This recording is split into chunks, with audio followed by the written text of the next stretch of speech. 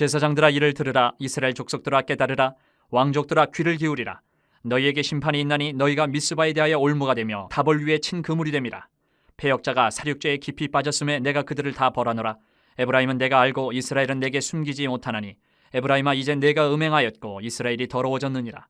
그들의 행위가 그들로 자기 하나님에게 돌아가지 못하게 하나니 이는 음란한 마음이 그 속에 있어 여호와를 알지 못하는 까닭이라. 이스라엘의 교만이 그 얼굴에 드러났나니 그 죄악으로 말미암아 이스라엘과 에브라임이 넘어지고 유다도 그들과 함께 넘어지리라. 그들이 양떼와 소떼를 끌고 여호와를 찾으러 갈지라도 만나지 못할 것은 이미 그들에게서 떠나셨습니다. 그들이 여호와께 정조를 지키지 아니하고 사생아를 낳았으니 그러므로 세 달이 그들과 그 기업을 함께 삼키리로다. 너희가 기브아에서 뿔나팔을 불며 라마에서 나팔을 불며 베다웬에서 외치기를 베냐민아 내 뒤를 쫓는다 할지어다. 벌하는 날에 에브라임이 황폐할 것이라. 내가 이스라엘 지파 중에서 반드시 있을 일을 보였노라. 유다 지도자들은 경계표를 옮기는 자 같으니 내가 나의 진노를 그들에게 물같이 부으리라. 에브라임은 사람의 명령 뒤따르기를 좋아하므로 학대를 받고 재판의 압제를 받는도다. 그러므로 내가 에브라임에게는 좀 같으며 유다 족속에게는 썩이는 것 같도다. 에브라임이 자기의 병을 깨달으며 유다가 자기의 상처를 깨달았고 에브라임은 아수르로 가서 야렙 왕에게 사람을 보내었으나 그가 능히 너희를 고치지 못하겠고 너희 상처를 낫게 하지 못하리라. 내가 에브라임에게는 사자 같고 유다 족속에게는 젊은 사자 같으니 바로 내가 움켜갈지라. 내가 탈취하여 갈지라도 건져낼 자가 없으리라. 그들이 그 죄를 뉘우치고 내 얼굴을 구하기까지 내가 내 곳으로 돌아가리라. 그들이 고난받을 때에 나를 간절히 구하리라. 우리가 흔히 말하고 고백하는 하나님을 섬긴다라는 이것, 하나님을 섬긴다는 것은 여러 대상들이 있는데 그 중에 하나님도 하나로 섬긴다. 이게 아니다라는 거죠. 하나님을 섬긴다. 우리가 고백하는 하나님을 섬긴다라는 이 고백은 다른 것은 다 버리고 하나님만 섬긴다는 뜻입니다. 하나님을 멀리하면 우리는 인생에 정말 큰 위기가 찾아옵니다. 이것은 하나님이 너 나하고 멀어져? 하면서 바로 징계를 때리기 때문에 그런 일이 다 찾아오는 게 아니에요. 하나님을 멀리했을 때 나에게 찾아오는, 인생 가운데 찾아오는 위기는요, 내가 거룩한 부르심을 받은 거룩한 백성으로 본분을 있는 그 순간부터 우리는 죄에 빠져들기 때문에 위기가 찾아오는 겁니다. 하나님이 징계를 때려서 위기가 찾아오는 게 아니에요. 하나님과 멀어지는 그 순간부터 죄에 빠져들어가기 때문에 위기가 찾아오는 겁니다. 아주 빠른 속도로 하나님께 대한 반역을 그냥 아무렇지도 않게 행하게 돼요. 오늘 우리가 읽은 이 호세아서 5장의 본문 말씀을 보면 이스라엘 백성이 꼭 그런 모습이었어요. 북왕국 이스라엘의 우상숭배가 만연했습니다. 가득 찼어요. 그런데 그 우상숭배의 주동자들이 누구냐? 오늘 본문을 보니까 주동자는 백성이 아니에요. 제사장들, 왕족들이었다. 이렇게 얘기해요. 지도자들이요.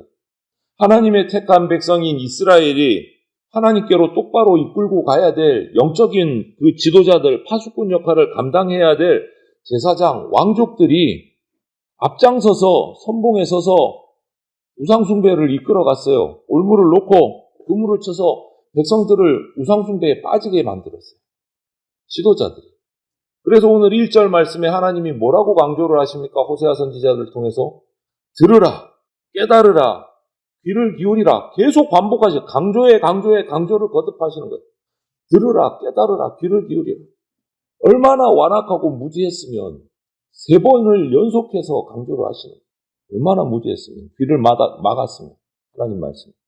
여러분, 우리 역시도 삶의 중심에 하나님 외에 다른 것이 차지하고 내 삶을 중심을 차지하고 있다면 우리가 주님을 예배하고 섬기는 일에 정말 큰 위기가 찾아옵니다. 내 즐거움을 위해서 유흥을 즐기고 나의 어떤 욕심, 나의 목표를 위해서 신앙을 포기하는 이것이 계속 반복이 되면 내가 잘 살고 있어. 난 잘하고 있는데 가끔 나가서 예배도 드리고 헌금도 하고 잘하고 있는데 아무 문제 없어. 이렇게 착각하게 돼요. 이런 모습은요. 하나님의 백성, 거룩한 성도의 모습 그렇게 말할 수가 없는 거예요. 주님의 말씀을 가르치고 전하기 전에 먼저 내가 주님께 귀를 기울이고 있는가 나를 먼저 살피셔야 돼요. 우리가 잘못된 마음을 고치고 회개하는 일이 하나님 앞에 정말 중요합니다. 오늘 4절부터 7절을 보면 마음 중심으로 섬겨야 함을 얘기하고 있어요. 이게 무슨 말이냐면 겉모습만 바꾸어서는 그거는 부족하다라는 거예요. 하나님께서 겉모습만. 예배에 빠지지 않고 교회에 봉사하는 데 열심히 참여를 한다고 해도 하나님에 대한 감사가 사라지고 세상 일에 마음이 뺏긴 상태라면 그거는 부족하다는 거예요. 하나님 앞에서. 얼른 돌이켜서 영적인 건강을 회복해야 합니다. 오늘 그렇게 말씀하잖아요. 4절부터 7절. 아무리 소 양을 끌고 와서 제사를 드려도 하나님 안 받으신다는 거예요. 아무리 많은 예물을 가지고 하나님 앞에 나와도 이 사람들의 예배는 하나님이 기뻐하지 않으신다. 오늘로 끌고 와 보십시오. 예배당 건물을 정말 크게 의리아리하게 짓고 헌금액을 늘리고 예배 예식을 그냥 순서를 엄청 넣어서 화려하게 그렇게 해서 하나님을 감동시키겠다. 그것은 바알 우상에게 우상 숭배하는 거하고 똑같다. 그 방식이다 얘기하고 있어요. 이거 충격적인 말이에요. 이 말은 큰 게 잘못됐고 헌금 많이 하는 게 잘못됐고 이런 게 아니라 그 속에 하나님을 향한 마음이 없고 겉모습으로만 그렇게 화려하게 치장을 한 것은 우상 숭배하는 거다. 하나님은 우상처럼 예배하는 거하고 똑같다. 이 얘기 하시는 거예요. 세 달을 시작하면서 예배절기를 자기 스타일로 다 맞춰서 화려하게 예배드리는 그 당시 이스라엘, 하나님 절대 거기에 속지 않으십니다. 그런 모습에. 그래서 그들을 그렇게 겉으로만 화려하게 제사하는 이 이스라엘 백성들을 향해서 7절에 하나님은 사생아를 낳았다. 이렇게 표현해요. 사생아를 낳았다. 하나님 백성 아니라는 거예요. 하나님 자녀 아니라는 거예요. 여러분, 우리가 진정으로 돌이켜서 하나님 앞에 돌아오기까지 주님께서는요, 우리가 무엇을 바쳐도 받지 않으십니다. 무엇을 바쳐도. 세상과 하나님을 겸하여서 섬기다가는 더 이상 돌아올 수 없는 최악의 지경에 다다를 수 있습니다. 그래서 오늘 1절부터 들으라, 깨달으라, 귀를 기울이라 연속해서 강조하시는 거예요. 얼마나 그 모습이 답답했으면, 안타까우셨으면.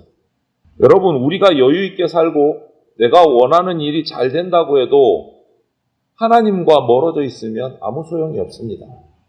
하나님을 멀리하고 자기 죄를 깨닫지 못하면 도리어 그 평안함, 세상적인 평안함이 도리어 멸망으로 들어가는 지름길이다라는 거 우리가 기억해야 돼요. 그래서 세례 요한도 마찬가지. 예수님도 이 땅에 오셔서 마찬가지. 제일 먼저 선포하신 게 뭐예요? 외친 게? 세례 요한이 제일 먼저 선포한 게 뭡니까? 예수님도 세례 요한 뒤에 오셔서 제일 먼저 선포한 말씀이 뭡니까? 회개하라. 회개하라. 그게 첫 일성이었어요. 회개하라, 천국이 가까웠느니라. 제일 먼저 뭐 하라고 하신 거예요? 회개하라. 그래야 하나님이 너를 돌보신다. 그것이 하나님만 섬기는 거다. 회개하라. 하나님은 택한 백성을 그냥 내버려 두지 않으십니다. 오늘 8절부터 15절을 보면 사랑하는 백성이 죄짓도록 그냥 방치하시지 않으세요. 그런데도 내가 내 마음대로 살아가는데도 아무런 일이 생기지 않는다면 그것은 은혜가 아니고 하나님의 무시무시한 징계입니다. 무시무시한 징계. 점점점 타락하기 때문에. 그런데도 하나님이 때때로 당신의 백성에게 고난을 허락하시는 이유는 하나님께로 돌이키도록 그렇게 해서 정신 차리고 돌아와서 하나님께 매달릴 수 있도록 인도하시려고 고난을 허락하시는 거예요. 오늘 8절부터 15절을 보면 북왕국, 북이스라엘과 남유다가 하나님이 정해주신 그 자신들의 땅의 경계선을 침범하며 서로 치고받고 싸워요. 서로 내 땅이야, 아니야, 내 땅이야 이러면서 싸우는 거예요. 같은 하나님의 백성들끼리. 서로 우상 숭배에 빠져서 서로 심판을 수행하고 있는 거하고 마찬가지인 거예요. 참 어리석은 모습인 거예요. 하나님의 용서, 하나님의 도우심이 필요한데 그래야 서로 싸우지 않고 하나 되어서 평화를 이루고 나을 수 있는데 그들은 이렇게 경계선을 가지고 북과 남이 싸우면서 그것을 중재해달라고 어디로 갑니까? 상처받은 것을? 강대국 아수르에게 가서 우리 좀 내 힘이 되어달라 이러고 있어요. 아수르에게 가서 치료 못해준다라고 표현하죠. 그 상처는 하나님 앞에 가지고 나가야 돼요. 강대국에게 가지고 나갈 게 아니고. 결국 이스라엘은 북이나 남이나 썩고 찢기고 고난당하게 됩니다. 그래서 오늘 15절 마지막 말씀이 뭐라고 합니까?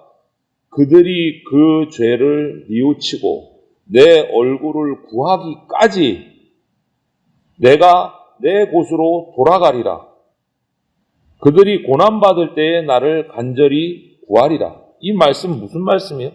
그들이 죄를 뉘우치고 나에게 돌아올 때까지 내가 모습을 드러내지 않겠다라는 거예요. 하나님 말씀이에요.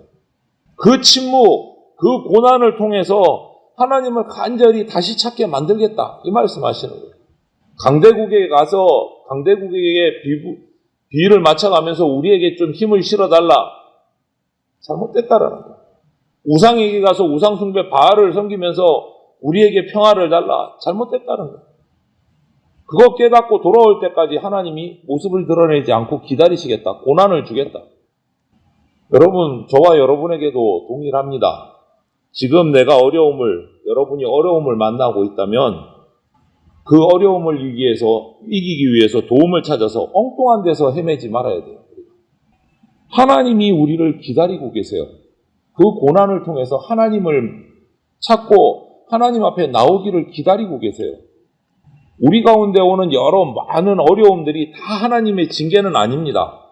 고난이 전부 다 100% 하나님이 주시는 고난은 아닙니다. 하지만 그런 고난을 만났을 때 하나님께 나아갈 수 있는 기회를 얻게 돼요, 여러분. 하나님께 나아갈 수 있는 기회를. 그 기회를 놓치지 않는 지혜로운 하나님의 백성이 되시기를 바랍니다. 우리의 도움은 사람에게서 오지 않습니다. 어떤 평탄한 환경, 평화로운 내 삶의 풍성함에서 오지 않아요. 우리의 도움은. 오직 하나님만이 우리의 진짜 구원자이시고 진정한 치유자이십니다. 그래서 저와 여러분들이 하나님만 바라고 섬기고 예배하는 그런 거룩한 성도들이 다 되시기를 주님의 이름으로 축원을 드립니다. 아멘.